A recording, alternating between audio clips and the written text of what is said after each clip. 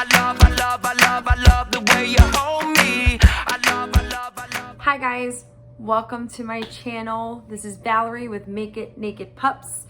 It has been a little over a year since I've posted.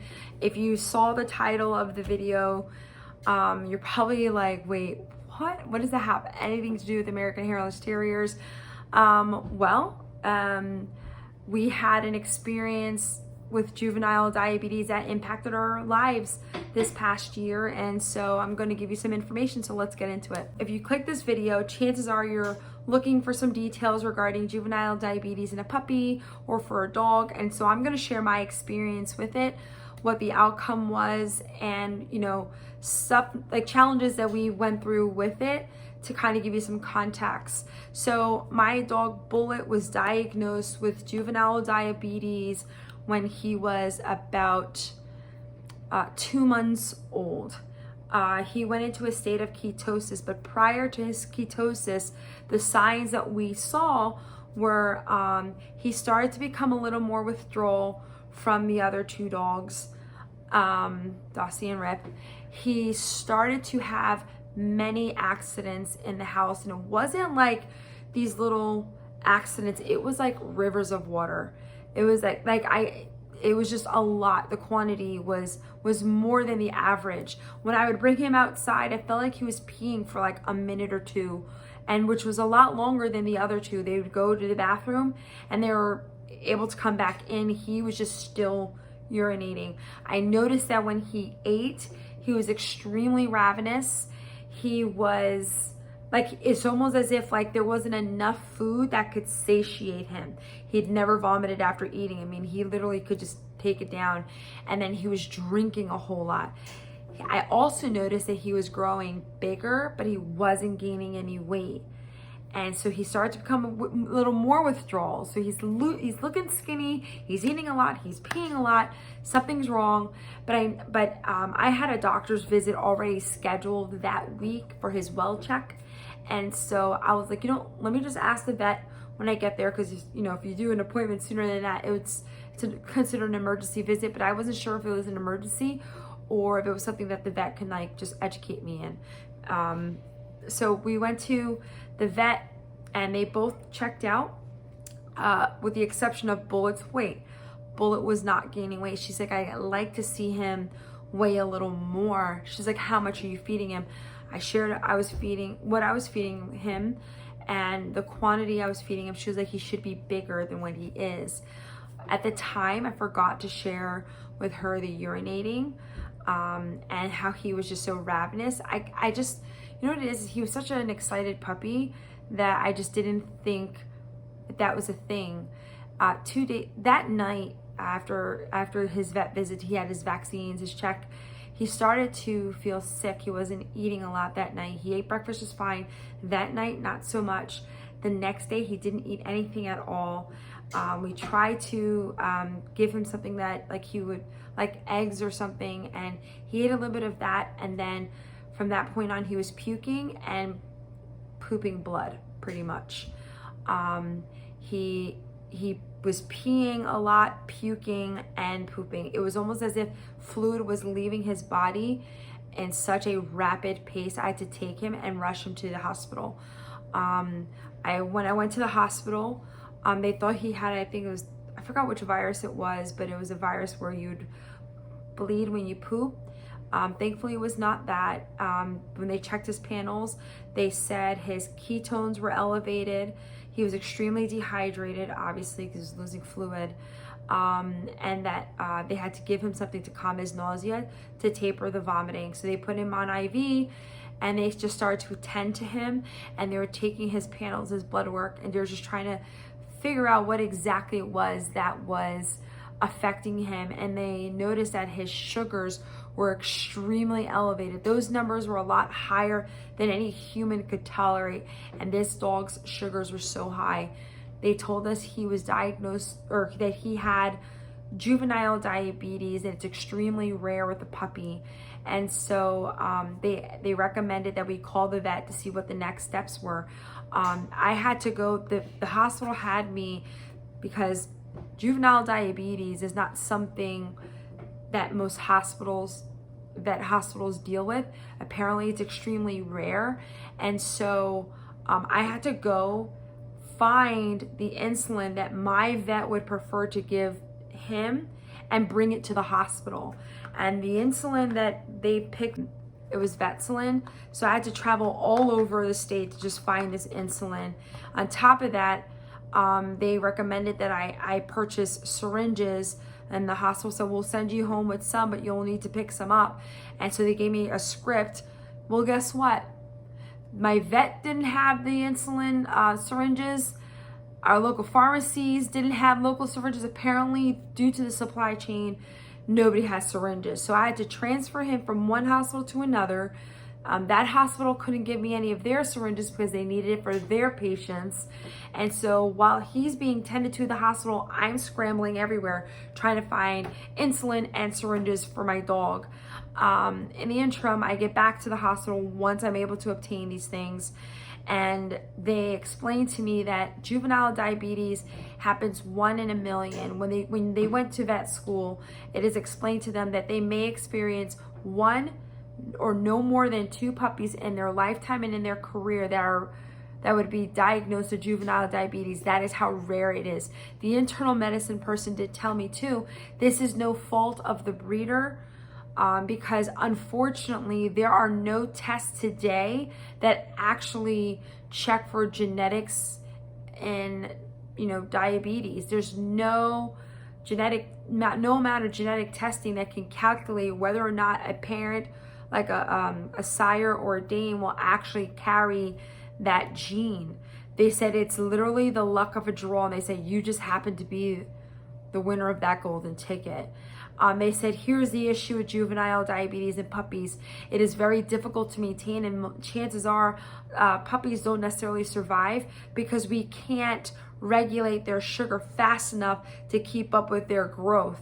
Either it's too little insulin and their sugar levels are going up again and they go into ketosis, or it's too much, the sugar drops and then they die. So that's literally the situation that we were in, and that anybody would be in, especially when you have a juvenile diabetes in a small size puppy. Just to put into perspective, he only weighed 6 pounds, 5.5, 6 pounds. He's a very small and petite dog. When I got him, he was 3.5 pounds. And within that month, he didn't grow as much. Even though he got bigger, he was still really tiny and skinny, and his body just couldn't maintain it. Needless to say, they were able to get his blood sugars regulated. We started to distribute Vetsulin twice a day. We had to give him food without wheat in it because wheat would spike his sugar, and he seemed fine for about 3 weeks. So we were set to do blood work every 2 weeks because we can't check his blood daily here. So we went to the vet within 2 weeks of the hospital visit. His sugars were fine. They told me to keep doing what we were doing. And then after a week, the week later, he started to separate himself from the other dogs. He started to become ravenous when he ate. He started to have accidents in the house again. He started to pee for long extended periods of time. He was so thirsty, but no amount of water could satisfy his palate. His nose would get really, really dry. His tongue was really dry. Even though he was drinking, he would drink, I want to say like 3 cups of water, and it was just going right through his body. I called the vet and I said, hey, I think I need to bring him in. He's having an episode. So they called him back in. Thankfully, they had blood work from the previous week. They checked him again, and his sugars spiked, his ketones spiked again, and they said he's in a state of ketosis again. So my husband and I decided that in that moment they were willing to send him to a hospital, but we decided that this was just not a life for him. He was so tiny, and he was fighting for his life, but you could tell he was like miserable. He wasn't the happiest puppy that, like, when we first got him. His personality just changed because life was rough. He did not like his insulin shots before a meal. I would wait till he started eating to give him his insulin so he wouldn't notice that I was giving it to him, because he would get so upset. And then, when he was going through like the massive starvation because he was ravenous or he was super thirsty, his personality just changed. He just wasn't happy. So my husband and I went ahead and we made the decision to put him down.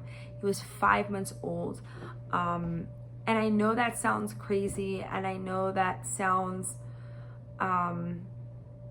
just like sad, and it is. Most puppies do not survive juvenile diabetes. But for me personally, I couldn't live with myself if I didn't try. And we sure the heck did. $6,000 in the hospital, another $2,000 just trying to maintain his life. And that was just within a month and a half. We spent about $8,000 on him. And so we put him down, and we just kind of started to just take a break from everything, which is why I stepped away, which is why you haven't seen me post. It's because I just tried to like heal internally, trying to deal with what it is that I went through. I mean, when I tell you I went through hell and back to find him syringes so I can make sure he had insulin is unbelievable. If I were you, I would double check with your pharmacy, because your pharmacy should allow pet prescriptions to come through. I found that out through Bullet, that you can actually order it, and if they don't have it, like you can order it through Chewy if you got a prescription, or you can order it through the local pharmacy. It could take them a couple days, but it's faster for them to get it than for you to submit your prescription to Chewy and have them order it and then send to you. So that is, you know, just an obstacle you would have to go through when you do experience a situation with juvenile diabetes in this day and age with supply chain issues, and my guess is the inflation. So anyway, I hope you found this video informational. We are actually coming back. We took the year to kind of like heal and get close. We got an additional puppy to join our family. Her name is Ayla. She is the baby of the house. She is absolutely lovable. And I'm gonna actually share little clips of her. She's really precious. And we named her Ayla because Ayla means oak tree in Hebrew.